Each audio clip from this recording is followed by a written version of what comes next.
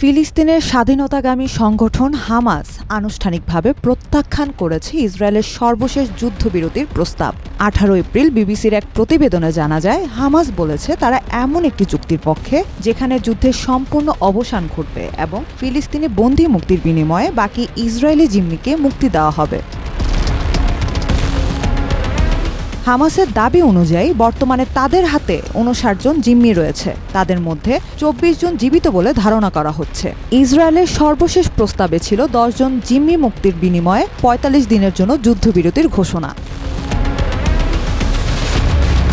এক ভিডিও বিবৃতিতে হামাসের প্রধান আলোচক খলিল আল হায়া বলেন, আমরা ইসরায়েলের প্রধানমন্ত্রী বেঞ্জামিন নেতানিয়াহুর রাজনৈতিক এজেন্ডা পূরণের উদ্দেশ্যে তৈরি আংশিক চুক্তি গ্রহণ করব না। হায়া আরও বলেন, সব বন্দীকে বলি দিয়ে হলেও নির্মূল ও অনাহারের যুদ্ধ চালিয়ে যাওয়ার উপর ভিত্তি করে নেতানিয়াহু ও তার সরকার রাজনৈতিক উদ্দেশ্য হাসিলের জন্য আংশিক চুক্তিকে ব্যবহার করছে।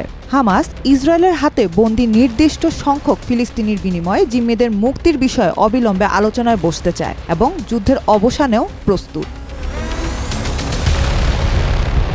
হামাস আগেও জানিয়েছিল তারা কেবল একটি সামগ্রিক ও স্থায়ী চুক্তির পক্ষে, যা এই সংঘাতের চূড়ান্ত সমাধান এনে দিতে পারে। তবে দুই পক্ষই এখনও এমন কোনো সমঝোতার কাছাকাছি আসতে পারেনি। হামাসের ঘোষণার পরই কট্টর ডানপন্থী ইসরায়েলি অর্থমন্ত্রী বেজালেল স্মোটরিচ মন্তব্য করেন, হামাসের জন্য এখন নরকের দরজা খুলে দেওয়ার সময়।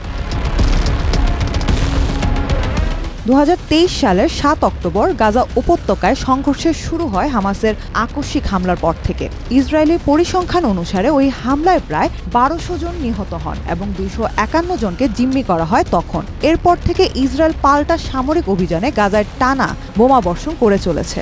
হামাস পরিচালিত স্বাস্থ্য মন্ত্রণালয়ের তথ্য অনুসারে চলমান এই সংঘর্ষে এখন পর্যন্ত কমপক্ষে 51,065 জন নিহত হয়েছেন। আহতের সংখ্যা লক্ষাধিক এবং বহু মানুষ গৃহহীন হয়ে পড়েছে।